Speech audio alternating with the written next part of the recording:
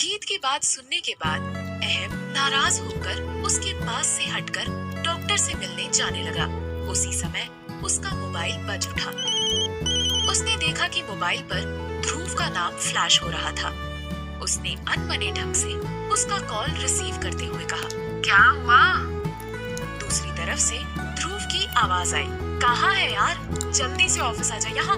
अहम ने पूरी बात सुने बिना कॉल डिस्कनेक्ट कर दिया। कॉल कटते ही ध्रुव ने मोबाइल देखा और परेशानी भरी आवाज में कहा, ये लड़का भी ना मेरी पूरी बात सुनता भी नहीं है। कोई नहीं, स्टाफ तो मेरी बात सुनेंगे ही। वह अपनी कैबिन से बाहर आया और ऊंची आवाज में बोला, सभी स्टाफ मेरी तरफ ध्यान दो। कपूर इंडस्ट्रीज के हेड ऑफिस में सभी स्टाफ के बीच अफरा तफरी मची हुई थी। ऑफिस के भी सभी स्टाफ अपना पिछले दिन का पेंडिंग पड़ा काम जल्दी जल्दी निपटा रहे थे। ध्रुव की आवाज सुनते ही स्टाफ अपनी अपनी जगह पर खड़े हो गए और उनकी तरफ देखने लगे। ध्रुव ने स्टाफ की तरफ देखते हुए कहा, कल हमारी कंपनी में बहुत बड़ी गड़बड़ हुई थी। अब ये गड़बड़ी किसने की है वो तो हम ढूंढ लेंगे, लेकिन बॉस के आने से पहले बाकी छोटी छोटी प्रॉब्लम्स भी ठीक हो जानी चाहिए। तुम लोगों को पता है ना कि अहम को हर चीज परफेक्ट चाहिए होती है, इसीलिए भूल कर भी कोई गलती मत करना। सभी को समझाकर ध्रुव वापस अपने कैबिन में चला गया और डेस्कटॉप पर कुछ सीसीटीवी फुटेज देखने लगा। वहीं ऑफिस के सभी स्टाफ और भी तेजी से अपने अपने काम करने में लग गए, क्योंकि उन्हें भी पता था कि अगर कोई भी गड़बड़ हुई तो उन्हें फायर कर दिया जाएगा। हर कोई अपनी जॉब को बचाना चाहता था। तभी एक बार फिर ध्रुव गुस्से में अपनी कैबिन से बाहर निकला और एक लड़की का नाम पुकारते हुए कहा, अभी तुरंत मेरे कैबिन में आओ। वह लड़की डरती हुई ध्रुव के कैबिन की तरफ बढ़ी। वहीं दूसरी तरफ हॉस्पिटल में गीत को एक जानी पहचानी आवाज सुनाई पड़ी। गीत, गीत बेटा। आवाज बगल के कमरे से आ रही थी। वह मन ही मन बोली, ये तो दादू की आवाज लग रही है, लगता है वो मुझे पुकार रहे हैं। गीत खड़ी होती हुई बिट्टू से बोली, तू यहीं रुक, मैं कुछ देर में आती हूँ, ठीक है? बिट्टू ने हाँ में सर हिला दिया और गीत वहाँ से निकलकर बगल वाले कमरे में चली गई। गीत को देखते ही दादू बोले, किससे लड़ रही थी बेटा? अरे दादू, था कोई बदतमीज, मुझे ही बदतमीज बोल रहा था। अब आप ही बताइए दादू, किसी गलतफहमी की वजह से मैंने उसे थप्पड़ मार दिया तो क्या वो बदतमीज बोलेगा मुझे? कहना तो नहीं चाहिए, लेकिन गलती तुम्हारी भी थी, तुमने सॉरी कहा उससे। गीत ने इनोसेंट सा फेस बनाते हुए कहा, नहीं, फिर तो तुम्हें एक बार उसे सॉरी कहना ही चाहिए। गीत मुंह बनाते हुए बोली, ठीक है दादू, आप कहते हैं तो कह दूंगी, लेकिन वो तो नाराज होकर चला गया, अब पता नहीं कहाँ मिलेगा वो। उसी समय उस रूम में अहम ने एंटर करते हुए कहा, दादू, डॉक्टर से मेरी बात हो गई, उन्होंने कहा कि आपको 1-2 दिन और यहाँ ऑब्जर्वेशन के लिए। बोलते हुए अचानक उसकी नजर दादू के सिरहाने बैठी गीत पर पड़ी और वो एकदम चौंक पड़ा। वही गीत भी अहम को देखकर एकदम चौंक गई थी। वह मन ही मन आश्चर्य करते हुए बोली, ये दादू का पोता है। उसके लिए यह एक अजीब सी सिचुएशन हो गई थी कि उसने दादू के पोते को ही थप्पड़ मारा था और दोबारा बिना सॉरी बोले उससे लड़ भी लिया। दूसरी तरफ अहम को समझ नहीं आ रहा था कि वह लड़की दादू के पास आखिर कर क्या रही थी। वह दादू को कैसे जानती थी?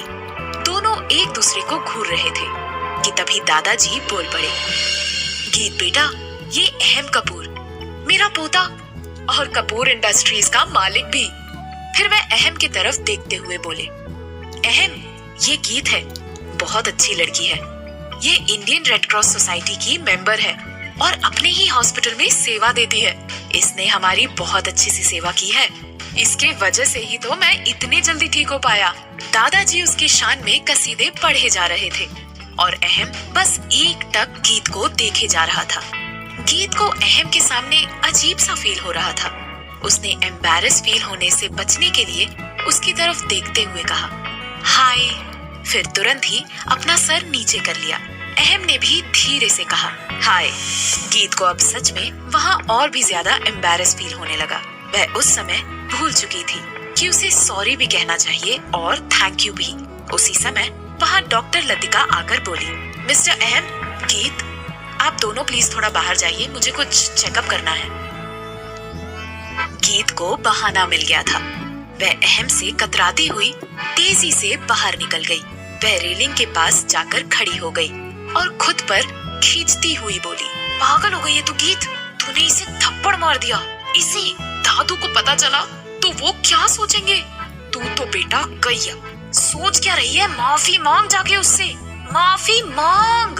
उसी समय अहम भी कमरे से बाहर निकलकर रेलिंग के दूसरी तरफ खड़ा हो गया। उसने तिरछी नजरों से गीत को देखा। उसने आज पहली बार ध्यान से उसका चेहरा देखा था। उसका मासूम सा चेहरा देखकर अहम को उस पर गुस्सा नहीं आ रहा था। वह मन ही मन सोचने लगा, मैंने भी शायद पैसों की बात करके कुछ ज्यादा ही हर्ट कर दिया है उसे। हो सकता है ध्रुव की बात सच हो, ये उस टाइप की लड़की नहीं होगी। इसने तो मेरे दादू की सेवा भी की है, इसे मैं ही सॉरी कह देता हूँ। वही गीत खुद को समझाते हुए बड़बड़ाई जा रही थी।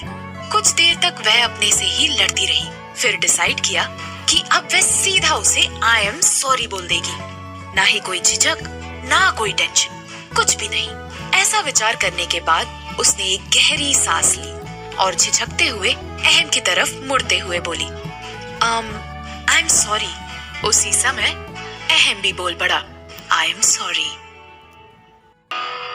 सॉरी कहने के बाद अहम और गीत की नजरें पल भर के लिए एक दूसरे से मिली और उनके चेहरे पर एक मुस्कुराहट आ गई। अगले ही पल गीत थोड़ा संकोच करते हुए बोली, बिट्टू की हेल्प करने के लिए थैंक यू। अहम भी तुरंत बोल पड़ा, तुम्हें भी थैंक यू, दादू का इतने अच्छे से ख्याल रखने के लिए। पल भर की बातचीत के बाद एक बार फिर उनके बीच चुप्पी सी छा गई। गीत को अंदर ही अंदर घबराहट हो रही थी। उसे समझ नहीं आ रहा था कि आगे क्या कहे। वहीं अहम को थोड़ा अजीब सा लग रहा था, क्योंकि उसने पहले कभी लड़कियों से इस प्रकार बात करने की जरूरत ही महसूस नहीं की थी। लेकिन कहीं न कहीं उसे ऐसा महसूस हो रहा था जैसे इस लड़की में कुछ तो स्पेशल है, जिसके कारण उसे उससे नफरत भी नहीं हो रही थी। लेकिन अगले ही पल उसने खुद को समझाते हुए कहा, नहीं, मैं किसी भी लड़की पर आंख मूंद कर भरोसा नहीं कर सकता। क्या पता कल ये भी बाकी लड़कियों की तरह निकले। उसी समय डॉक्टर लतिका दादू के कमरे से बाहर निकली। मिस्टर अहम, मैंने आपके दादू का चेकअप कर लिया है। अभी सब कुछ नॉर्मल है, लेकिन फिर भी कल तक उन्हें ऑब्जर्वेशन में रहने दीजिए। हम इनका अर्ली बीपी फ्लक्चुएशन मॉनिटर करेंगे। अगर सब ठीक रहा तो कल आप इन्हें ले जा सकते हैं। अहम ने सहमति जताते हुए अपना सिर हिला दिया। अब डॉक्टर लतिका गीत की तरफ देखते हुए बोली, गीत, तुम बिट्टू को ले जा सकती हो, वो बिल्कुल ठीक है। गीत ने डॉक्टर लतिका को धन्यवाद किया। Thank you doctor. वह बस किसी तरह अहम से दूर जाना चाहती थी, इसीलिए उसने तेजी से सीढ़ियों पर अपने कदम आगे बढ़ाए। इस दौरान उसका एक पैर सीढ़ी के किनारे पर पड़ा और वह गिरने को हुई। लेकिन उसी पल अहम की नजर गीत पर पड़ी और उसने तुरंत ही उसका हाथ पकड़ लिया। उसका हाथ पकड़ते ही अहम का भी संतुलन बिगड़ा और वह भी गिरने को हुआ। लेकिन संयोग से उसके दूसरे हाथ में सीढ़ी की रेलिंग आ गई। इस आपाधापी में अहम का एक हाथ गीत की कमर पर आ गया और गीत उसके बाहों में सिमट गई। अहम और गीत का चेहरा एकदम से पास आ गया। गीत का दिल जोर जोर से धड़कने लगा। पहली बार वह किसी लड़के के इतने करीब थी। वहीं अहम की भी वही हालत थी। वह एकटक गीत की आंखों में देखे जा रहा था। गीत को अजीब लग रहा था, इसीलिए वह बार बार अपनी पलकें झपका रही थी। अहम को भी समझ नहीं आ रहा था कि आगे क्या करे। वह जैसे अपना सुध बुध खोकर उसकी आंखों में डूबा जा रहा था कि तभी गीत ने हल्के से खांसकर माहौल की चुप्पी को तोड़ा। अहम को भी एहसास हुआ कि वह कहाँ खड़ा है।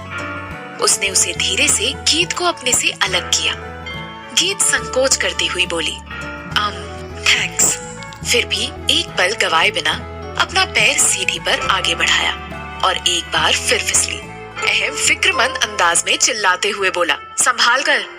गीत ने किसी तरह खुद को संभाल लिया और खुद पर खींचती और अफसोस करती हुई नीचे चली गई। उसके जाते ही अहम हैरान होता हुआ खुद से बोला, मुझे हो क्या गया था? इस लड़की के पास आते ही मैं खुद को अलग क्यों महसूस करने लगा हूँ? मैंने पहले तो कभी किसी लड़की की ऐसी केयर नहीं की। वह इसी बातों में डूबा हुआ दादू के कमरे में पहुंचा। दादू बेड पर लेटे हुए थे। अहम उनके सिरहाने बैठता हुआ बोला, दादू हम आपको कल घर ले जाएंगे, ठीक है? डॉक्टर से कहकर वहीं आपके लिए एक अच्छी सी नर्स का इंतजाम करवा दूंगा जो आपकी दिन रात सेवा कर सके। दादू बोले, मुझे किसी और नर्स की जरूरत नहीं है, मैं चाहता हूँ कि गीत ही मेरी सेवा करे। अहम हैरान होता हुआ बोला, दादू वो रेड क्रॉस की मेंबर है, यहाँ अपने मन से सेवा देती है, मैं उसे फोर्स नहीं कर सकता। दादू जिद करते हुए बोले, अगर कोई मेरी सेवा करेगी तो वो गीत ही होगी और कोई नहीं। अहम बोला, गीत ही क्यों दादू, दूसरी नर्स भी तो सेवा कर सकती है। दादू बोले, क्योंकि गीत बहुत प्यारी लड़की है और उसने जिस तरह से मेरा यहाँ ख्याल रखा है वैसा कोई नहीं रख सकता। उसने मुझे कभी महसूस ही नहीं होने दिया कि मैं हॉस्पिटल में हूँ। अहम बोला, दादू अगर वो नहीं मानी तो? दादू जिद करते हुए बोले, तुम्हें उसे किसी भी तरह लाना ही होगा, बस मुझे उसके सिवाय कोई दूसरी नर्स नहीं चाहिए। इतना कहकर दादू ने अपना मुंह फेर लिया। तब अहम हंसता हुआ बोला, अच्छा दादू ठीक है, आप भी ना बहुत जिद्दी हो। ठीक है, मैं बात करूंगा उससे। दादू ने तुरंत अपना दायां हाथ अहम की तरफ बढ़ाते हुए कहा, बात नहीं, तू मुझसे वादा कर कि उसे घर लेकर आएगा। अहम ने प्यार भरी नाराजगी दिखाते हुए कहा, दादू भी अपनी बात पर अड़े रहे और बोले, नहीं, वादा कर मुझसे। अहम मुस्कुराते हुए दादू की हथेली पर अपनी हथेली रखते हुए बोला, ठीक है, मैं वादा करता हूँ कि गीत को घर लेकर आऊंगा। अब आप खुश हैं? दादू ने एक मीठी मुस्कान अपने चेहरे पर बिखेरते हुए कहा, बहुत। दादू को खुश देखकर अहम भी बहुत खुश हुआ। वह खड़ा होता हुआ बोला, ठीक है दादू, गीत नीचे ही होगी, मैं अभी बात करके आता हूँ। उसके जाते ही दादू ने मन ही मन सोचा, गीत ही है वो लड़की बेटा जो तुम्हारी नफरत को कम कर सकती है। बस मेरी यही इच्छा है कि तुम बस किसी तरह उससे मिलो, बातें करो, उसे समझो, ताकि लड़कियों के प्रति तुम्हारे मन में ये जो नफरत है वो खत्म हो सके। वहीं अहम ने फिलहाल दादू को हाँ तो कर दिया था, लेकिन उन्होंने ऐसी बात कर दी थी जो वह कभी नहीं करना चाहता था। वह गीत से बात नहीं करना चाहता था, लेकिन दादू की खुशी के कारण वह गीत से बात करने के लिए नीचे आया। लेकिन तब तक गीत अपने भाई बिट्टू के साथ वहाँ से जा चुकी थी। अहम परेशान होता हुआ बोला, अब मैं इस लड़की से कैसे बात करूँगा? मुझे शायद रिसेप्शन से इसका एड्रेस लेना होगा। उसी समय उसके मोबाइल पर एक मैसेज आया। मैसेज पढ़ते ही उसका गुस्सा एकाएक 7वें आसमान पर जा पहुंचा। वह रिसेप्शन पर गीत के घर का एड्रेस लिए बिना ऑफिस के लिए निकल गया। आखिर ऐसा क्या लिखा था मैसेज में कि अहम गुस्सा होकर ऑफिस के लिए निकल गया? क्या अहम दादू की इच्छा पूरी कर पाएगा? इन सभी सवालों के जवाब जानने के लिए सुनिए प्यार या तकरार।